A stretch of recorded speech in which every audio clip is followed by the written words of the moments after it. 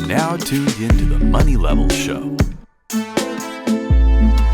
Hello, everyone. Welcome back to the show. We got Frank Trotter back with us. How you doing today? It's great to see you. Yes, you too. You too. What's been happening? We're down here at the Rural Investment Symposium. We're having a great time. Wonderful group of people, great folks like yourself. Yeah. And a lot of wonderful companies to take a look at. Yes, for sure. And so last night had the pleasure of hanging out with you and Jason, and so that was always fun. And It was good to get you off the boat and get you cooled down. Yes. It was a bit warm after a cruise. I'll be doing that Thursday, so I'm going to bring my sweatsuit or something. Agreed.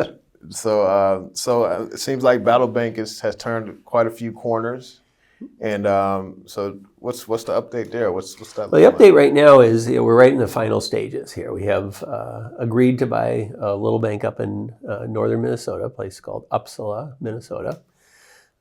We've applied to our primary regulator, the OCC, and they've said, yes, we like your business plan. Please proceed.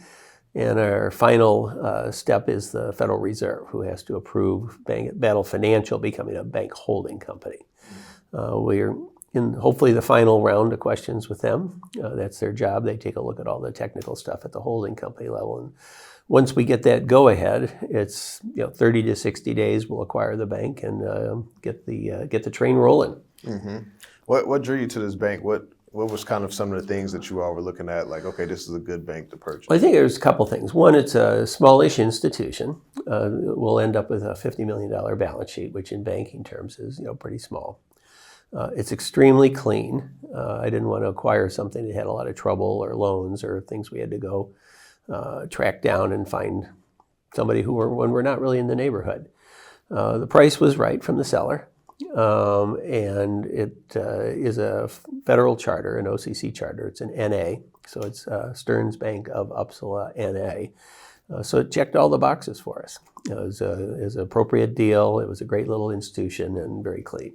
Mm-hmm. And so I know EverBank is going to be online for the most part. So is this a physical location or was it an online bank? Or? It's a physical location. It's a great little community. It's 487 people. It's up about 45 minutes northwest of St. Cloud, Minnesota. Farming community, a great county. There's a First Nations community up on the north end of the county. There's a huge lake, and of course Minnesota has more than 10,000 lakes, even though they say you have 10,000. It's a beautiful little neighborhood, and we'll operate it. We'll do a great job and continue to serve that community. Mm-hmm. Yeah. So who on the team is going to move there? Like somebody? There's already some great people working there. The bank manager Derek does a great job. Several of the folks on board there have been working there for many years. They know the community, they know the people, and that's what you need in a community bank. Mm-hmm. That's good. And so this would then evolve to online banking for the most part. I mean, you'll probably keep that location, yep. Right? But then it's going to evolve. We'll definitely keep that location and serve the community, but then we'll launch the Battle Bank plan off of the charter. Yeah. And that's national. It's direct to consumer, as you know. So we'll be serving the community, from our Battle Bank plan. Mm-hmm. What's your sentiment on the banking system now? Like, there's been some things I've been kind of paying attention to as far as like if rules are going to be changed on banks holding government debt and such, and what does that look like for liquidity and does that matter to like a Battle Bank, or like how are you all impacted by any of those types of things? Yeah, we're not directly impacted. I mean, some of those rules where you can push capital down to 4.5%, that's for the really big banks, and it seems a little terrifying to me. Our commitment is to stay above 10% capital, so we're nowhere near any of those trigger points. As you know, you've heard Rick Rule talk, we're very conservative, so when we put the money out the door, we want to get it back. Mm-hmm. It's a novel idea, but it's kind of how banking works. And we enjoy the lending, as you know, we're going to be lending against precious metals. I can't think of a better asset class. We'll be lending against software revenue. We'll be holding, government treasuries and so on, of course, to soak up some of the liquidity. But those new rules, a number of people have stopped by the booth and asked about Basel III. It's really if you're Citibank or J.P. Morgan Chase or Barclays. It doesn't really, it applies to us, but it's sort of distant application. Got it. Yeah, that makes sense. So what are some of the features? Are there any new features of the bank that you all are looking at or are thinking about launching? I know you can hold like real estate and IRA and precious metals, loans against your precious metals, multiple different currencies. I mean, there's quite a few benefits there. And I don't think you necessarily need to add more, but just kind of wondering like, what do you? No, we think the central account, the high yield cash account. I mean, most people have no interest on their checking. They typically pay fees if they have a lower balance. And the banks kind of force you to go back and forth between checking and savings, and they hope that you keep it all in checking where they don't pay you any interest. We figured let's just have one account. We'll pay you a savings rate of interest. You can use it as a full checking account. You can use it as a savings account. That's easy. Yes, you can be able to deal in precious metals. You can buy them, you can sell them, you can store them with us. We'll ship them to you. You can hold them either allocated or unallocated, so different choices depending on what your objectives are in this. And you'll be able to take a loan out against your precious metals. I think a lot of people want to hold on to them, but they want liquidity. Yeah. Everybody's pretty familiar with the home equity line of credit. We're thinking about branding this as a MELOC, a metals equity line of credit. I don't know if our trademark team has gotten on that yet, but we'll get to that shortly. Got it. Foreign currencies. We have 18 different currencies, and if you look at where the U.S. is right now, in particular, the U.S. dollar has been strong since the crisis in 2008 to 10, but I think signs are pointing. It's the biggest drop in the U.S. dollar since 1986 is this year.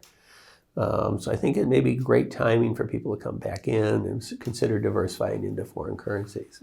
And you mentioned that we think your retirement account should be your retirement account, not Charles Schwab or Vanguard or Fidelity's.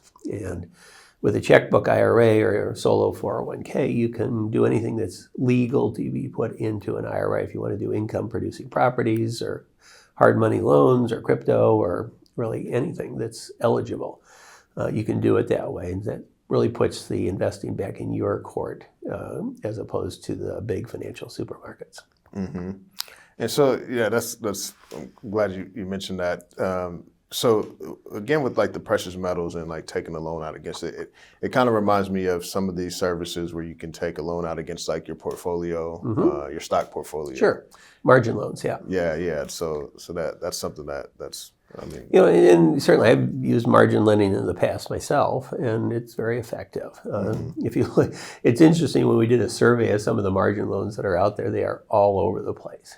Some of them are cheap, they're in the 5-6% range. Some of the big names, which I'm not going to mention, are in the mid-teens. Wow. For a stock portfolio loan. You will be at 2.5 over prime, which I think is a great deal. It's currently in the mid-teens if you want to borrow against your precious metals. And if you walk into your local bank with a bar, they'll probably make you a loan. They might talk about it. They might be confused. But we're going to mechanize it. And we'll also do it through other dealers. We've made arrangements with 2 dealers. We're not disclosing you who those are yet. But if you're at that dealer, you can also take a loan out. Got it. And is there anything like in terms of, I know like thinking about retirement, you have like, life insurance policies and things of that nature. Is that something that you all? We're not going to be doing brokerage or wealth management or insurance sales. We have some plans down the road to work with registered investment advisors. And for me, that would present a conflict to that conversation. If the advisor wants us to help out their client, and then they walk by the wealth desk and the brokerage company and the insurance salesperson, they're going to be less likely to send us a client. So we want to be clean. We want to be above board. We want to have no conflict. Yeah, definitely. And so is Battle Bank, I know with EverBank, I think it went, did it go public? EverBank? It did. Yeah, so is that something in the future? It's a great question. We have a lot of investors right now. I think, as you know, we have a convertible note in the market. And people ask that, and they say, well, what's the exit plan down the road? Well, one, do you really want to exit a good business? So we may continue to start paying dividends if it's appropriate. We may recapitalize with private equity, give some liquidity to people. We could go public. EverBank went public in 2012. It was an exciting day, but it was also partly to clean up. We had about 8 or 10 of the largest PE companies as investors, and it just needed to sort of clean that up and make it simple. And maybe somebody wants to buy us down the road. I hope we are able to run this for generations long after Rick and I have sailed down the river. But I think customers would like that, and investors would appreciate it, particularly if we're paying good dividends. Mm-hmm.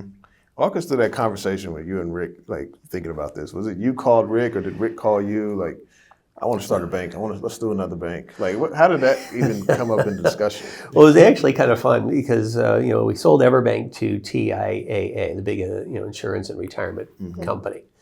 And TIAA had its own client base. It had 1.5 million retirees, doctors, lawyers, school teachers, and so on. And so they were very kind. They got rid of our target market, and they de-emphasized our products. And they were looking for a platform. That's fine. It's their money. They can do what they want.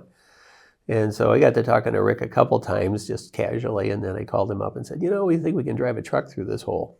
We can go back into business, serve our great clients. Neither of us are compelled towards retirement. We like to do good things for the market. And it was a lot of fun to sort of have that conversation and finally say, yeah, let's go do it. And the recruiting was even funnier. Our director of operations, Vinny Amato, was the head of operations at EverBank for 20 years. He texted Vinny about 5 words. He just said yes, 1 word, and that was it. And Jason here, similar sort of process. So we really put the team, sort of a good team, back together and started on the project. Yeah. Okay, that's cool. So what was going on in Frank's world when you sold EverBank, and then you had this time period, and you were in banking for a while. Yep. And so what were you doing? Were you just retired, traveling during that time? What was going on? We retired. We spent about 75% of our time in Colorado. It was literally in a raft race in Whitewater as the wire came in from TIAA. My wife looked over next door, the person standing next to her, said, "I wonder what happens to insurance." Because we were in class 3 Whitewater at that very moment. But we spent a lot of time in Colorado. Both of our children are in the Front Range out there. Our grandkids are there. Do a lot of hiking, biking, skiing, rafting, kayaking. So we're just outdoors all the time and try to maintain that balance even today. Yeah. I only got a few things to do during the day otherwise. Yeah, that's good. That's good. Well, Frank, appreciate you coming back on. I know BattleBank has a wait list, and yeah, we'd love to get people on the wait list. It's going to be the only way you're going to be a client in the first probably year and a half. About 17,000 people on that list right now, and that's a lot. It's a lot to process. It's a lot to process, and we'd love to have somebody come in if you're a accredited investor on the convertible note. We're looking for people who are both clients and shareholders. Yeah, got it. Well, I'll link to that in the description, battlebank.com. Be sure to go check it out. Frank, thanks for coming on again. Thanks so much. Great to see you. Appreciate you.